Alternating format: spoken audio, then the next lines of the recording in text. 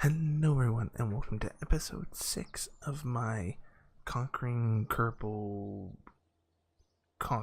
the solar system, something on every something in the solar system series.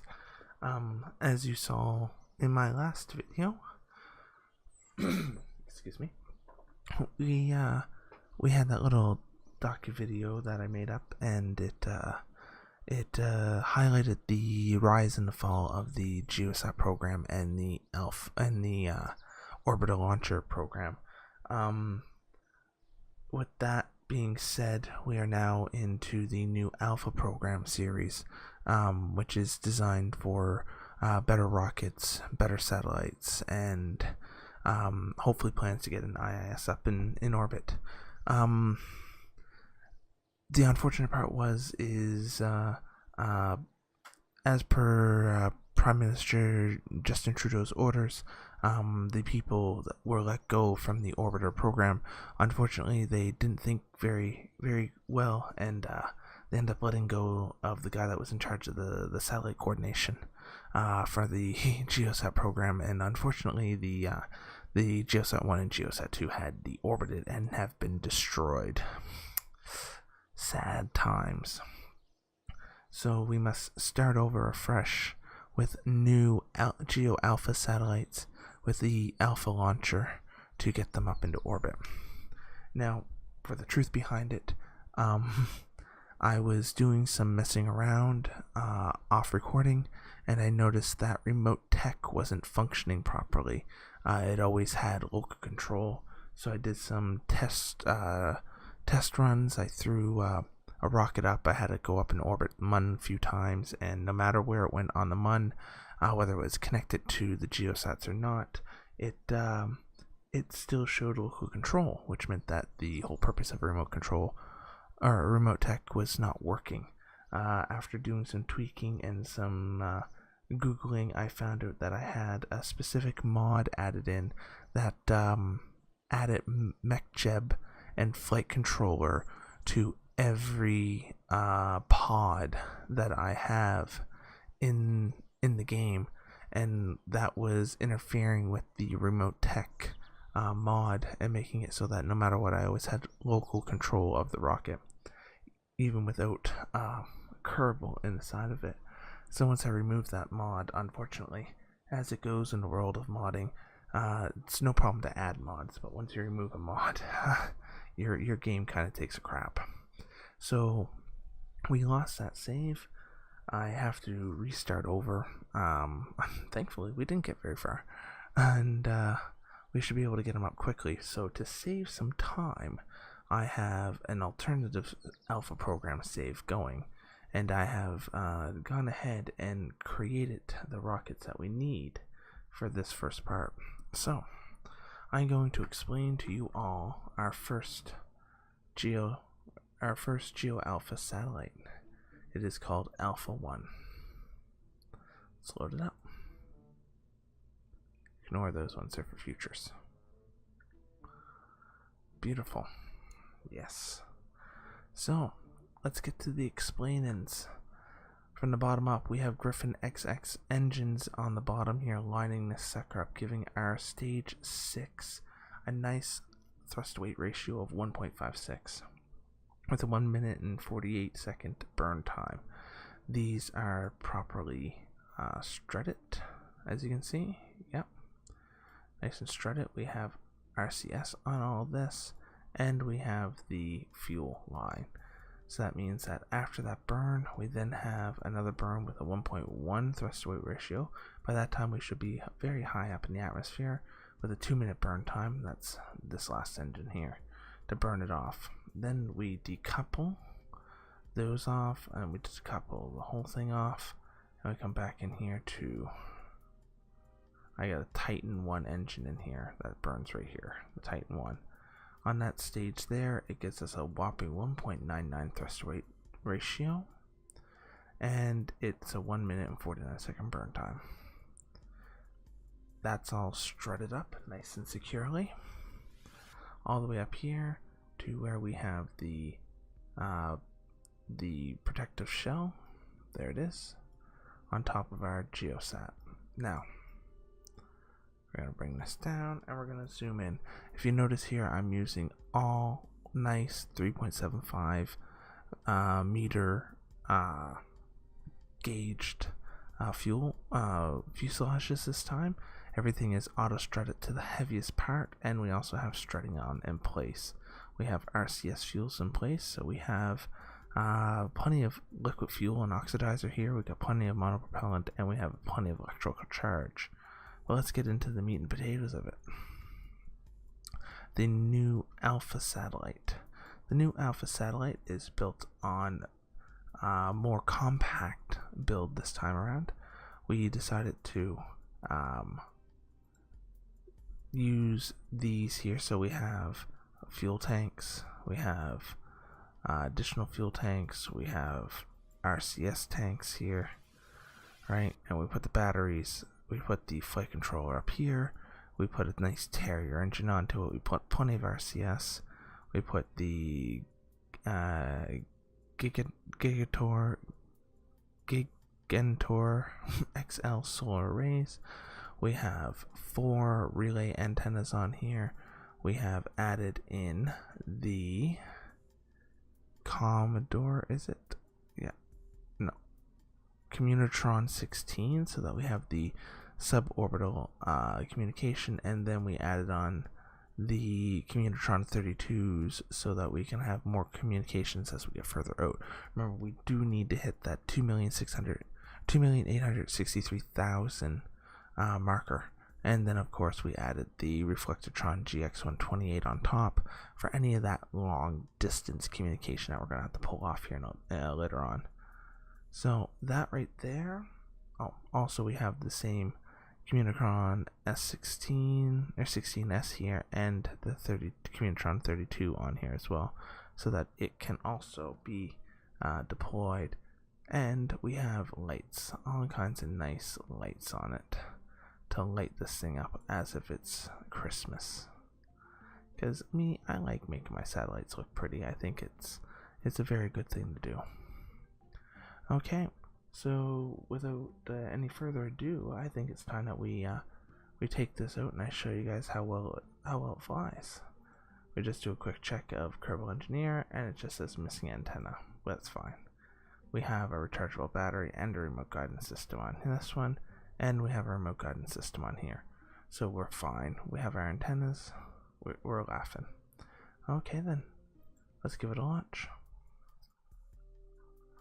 So, what you'll be able to tell here from this launch is that my rockets are going to be significantly more stable than previous launches, and that was something I definitely went for and worked hard for before we started this series. So TS, put the throttle to full in 3, 2, 1.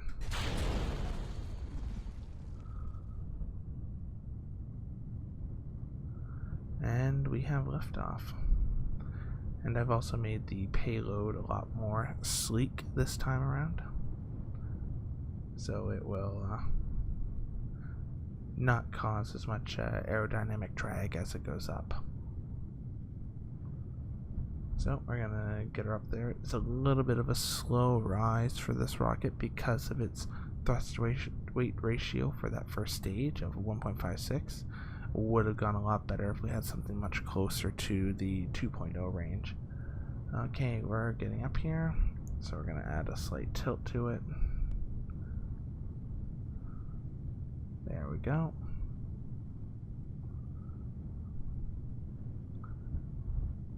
And we are off.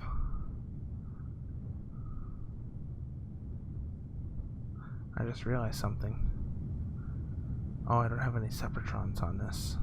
Oh, that's not going to be good. We're probably going to have a problem. That's right, I did not. I made a sub-assembly for the launcher base, but I don't think I didn't copy it over to this. So these outer rockets here might end up blowing up our our lesser stage.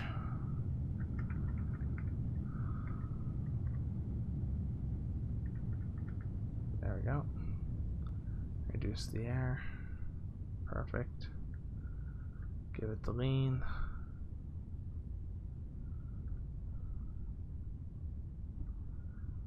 10,000. Come on.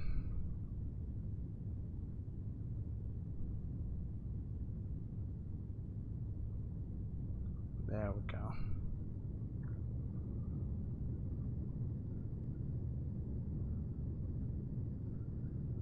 Yeah. This is going to be interesting when we get to separation.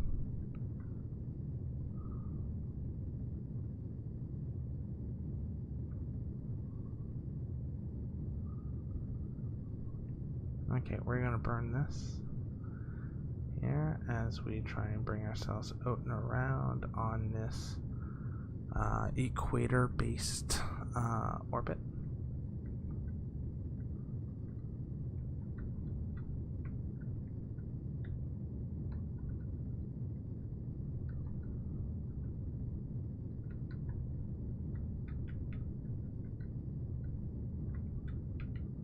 Yep, there we go. Bring it back down. Level her out. Perfect.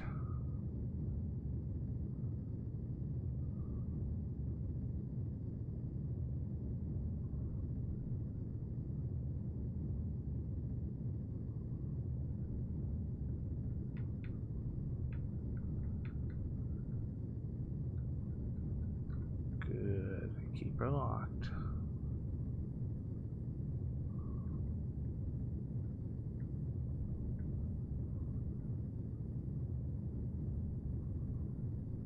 We got her. We got her.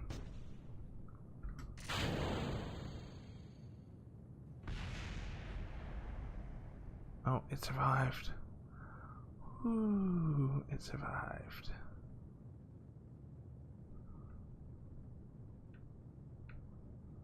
There it is.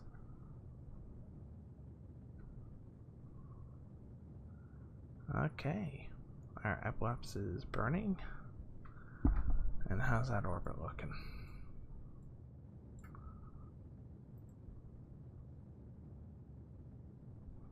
It's looking good.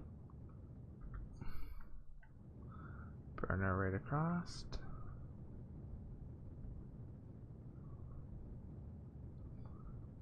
Yes. We might be able to get orbit on this one. Seems to be a good burn, good steady burn. We got plenty of fuel for it.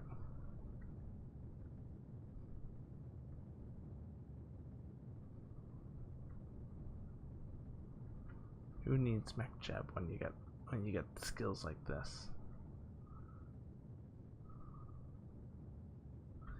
Yeah, screw you, mech jeb. I got this.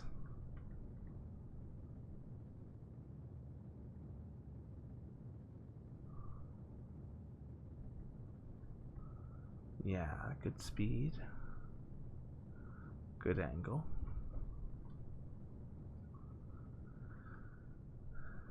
I almost got it. Look. Look at it. Look at it. Look at it.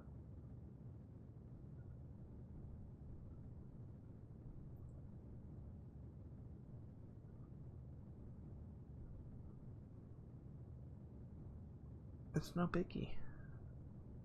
Because we want this side to be bigger.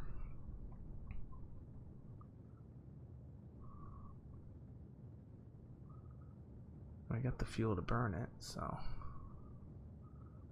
he can make the orbit. Wow.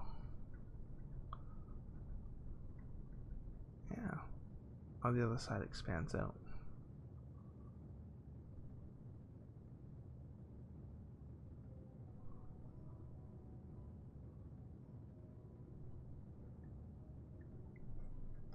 Kill. Way too far. But that's fine.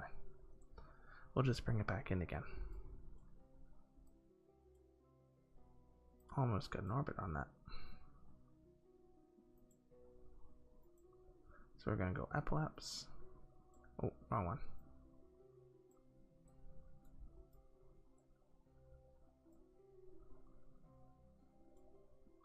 So we don't quite have perfect. Whoa.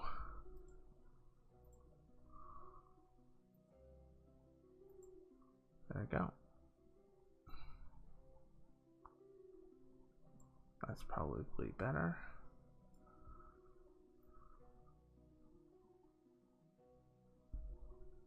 Okay.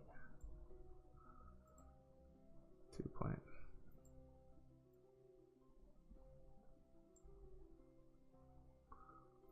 Bring it back in. Oh. 2863. Good enough. Okay, point to your maneuver. And we got enough fuel to make this burn, I think.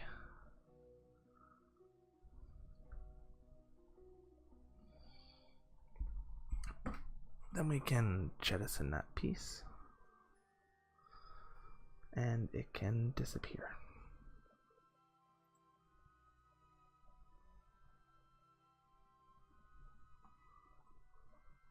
-3 minute. Oh, that's fine.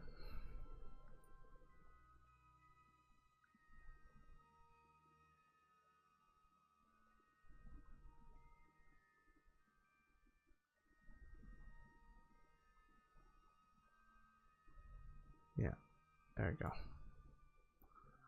Just gotta wait for it to get to the node. Come on. I know you're a big ship, but you're not that big. Now remember, this is a completely unmanned probe right now. As you can see, we have our delay there set up with remote tech. It is showing a delay now. So there is going to be times where we could potentially lose connection to this dish, to this rocket, depending on where it needs to be on the outside here. So ship manifest, is it going to give me the ability to extend the antennas? It does. Perfect. Okay, so first off, while that's doing its thing, we're going to come back here and we're going to deploy fairing. Beautiful. Good. And we're going to extend all antennae. That's beautiful.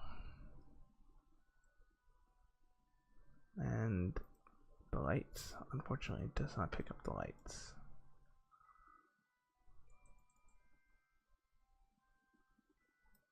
Okay, then we're going to activate one of these and give it a target of carbon.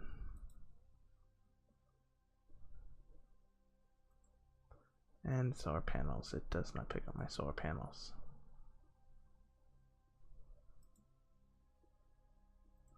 And camera here. Then we're going to extend and extend and extend. There we go. And that will take care of that. And then we need to warp to our node.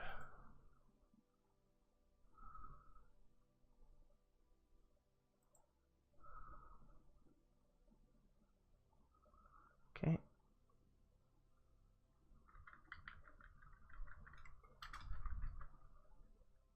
Holy crap, that was close. I must have clicked the wrong thing.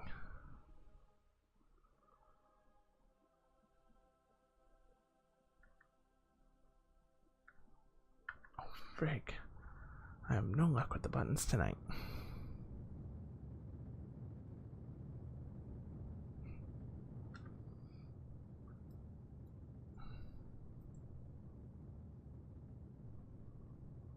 Okay, we gotta get this good.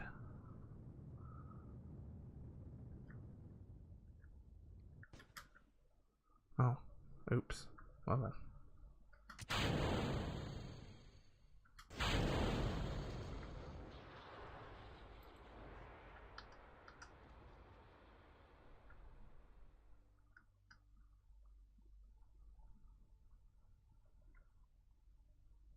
Okay.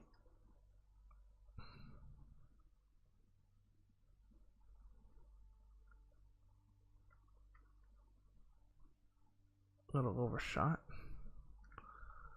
That's fine. And then we just add another maneuver here.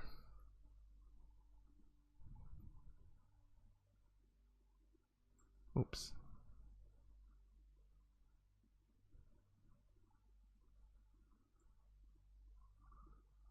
Yeah.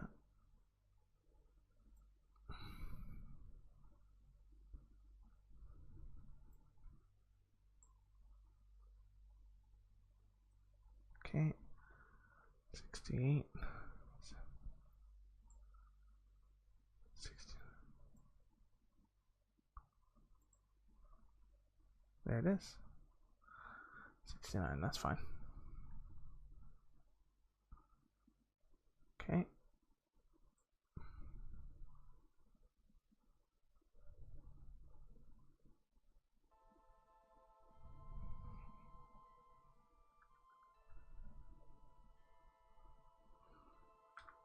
Okay.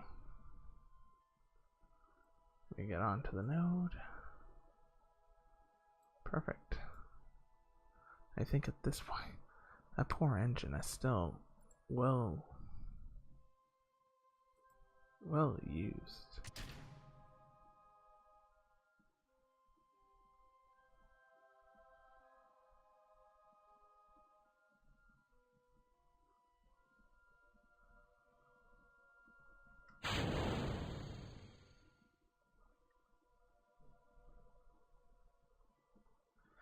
Okay, just wait for the countdown. And then we can get this in orbit. We got this. Easy peasy, lemon squeezy. Then we can just deorbit the other section afterwards.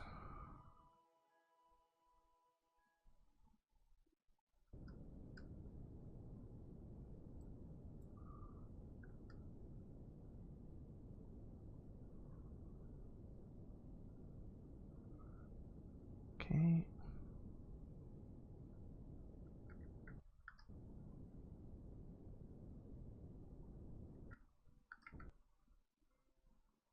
Okay, that's 269. Oh, that's perfect. There it is.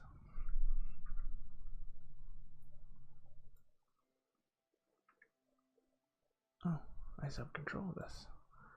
So then I can just take this piece, come here, have a maneuver, and just completely deorbit it.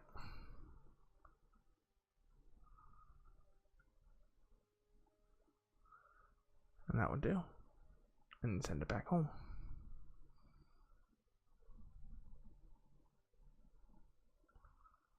As long as yeah, my other satellite's 1.4 clicks away. I'm fine.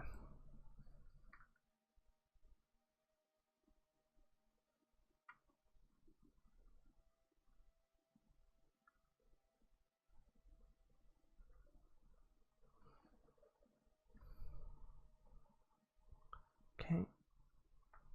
It's locked in. Time warp a little more. Getting there. Be about 12 seconds.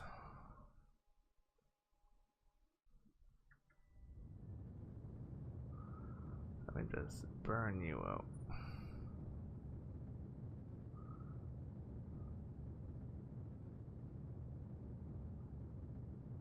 Come on.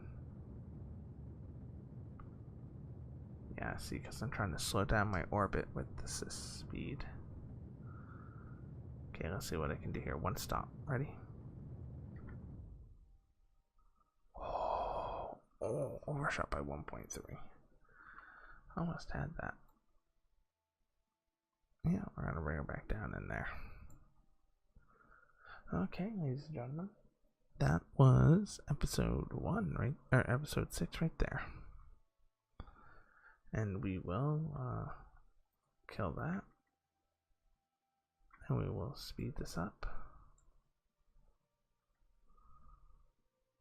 So we can bring her back in home.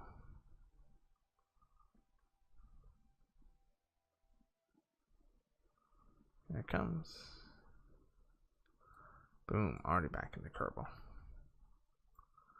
And that satellite is already up and out. That's Alpha 1. He's already going. And we're just letting this come down. And our hope is that it's going to burn up in the atmosphere.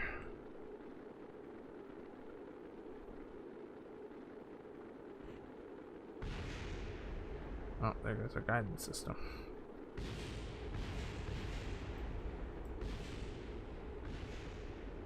Oh.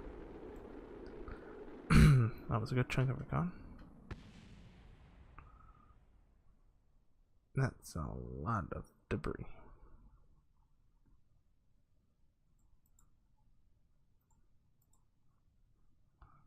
Apparently I'm catching up to the debris. Or it's... ooh. That's a lot of debris. And it's just gonna crash down everywhere. Where am I on the map? Where am I crashing down to at this point?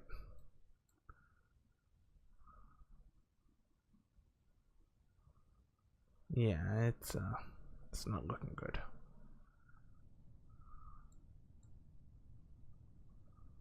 I'm right here, nothing more than the guidance system disk.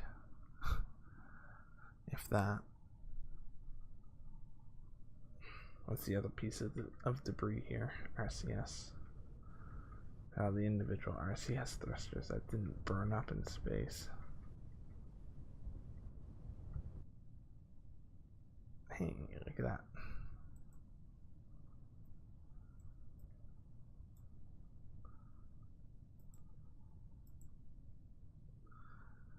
Yeah, that's my payload shell. I think all we can do now is just let these things drop as quickly as possible.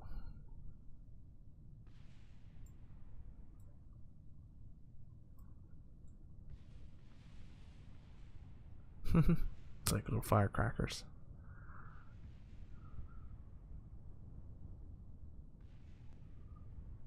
And then down it goes.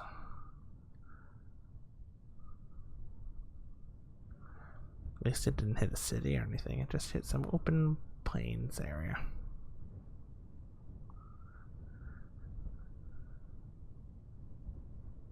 Okay. We know this is going to come down to a fiery death. That's fine.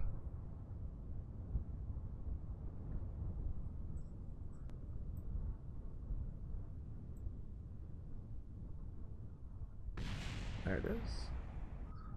Okay. Let's go back out.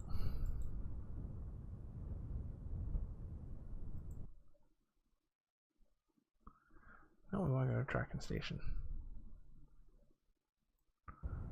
That flight was fine. That flight was fine. Did exactly what we needed to do. All the pieces went back down. Got out of the way. Okay, we're going to come back here. We're going to fly this. And we're going to name it Geo Alpha 1, not just Alpha 1. And we're going to put the Separatrons on the Alpha 1 build after too. That's what we'll do for the first part. Oh, button's not working. So we got to make sure we get this done up right.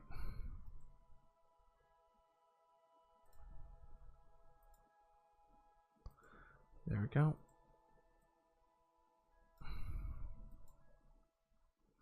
I have to say, this is probably one of my favorite aesthetics mods that I found for this game.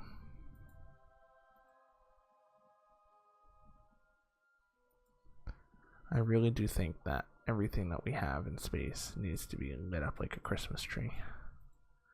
I just think it looks nicer that way. Oh, does that ever look nice? It does. That looks really nice. Right? And we get that dish. Have a look here. I mean, we got plenty of fuel left. We got plenty of monopropellant. We have our electric current, and we have ourselves and a nice semi-geosynchronous orbit. It's a little slight elliptical, but it will do the trick. There's nothing too wrong with it. But that that will do. And then we just get another one. The one we need is another satellite up here, another satellite up over here.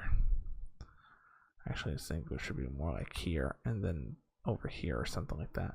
So then the three of them can constantly be in communications all the time. And then we bring up an International Space Station. And then we also, as we get the International Space Station up, we also need to get a Mun Alpha Sat 1. Or a Mun Geo Alpha.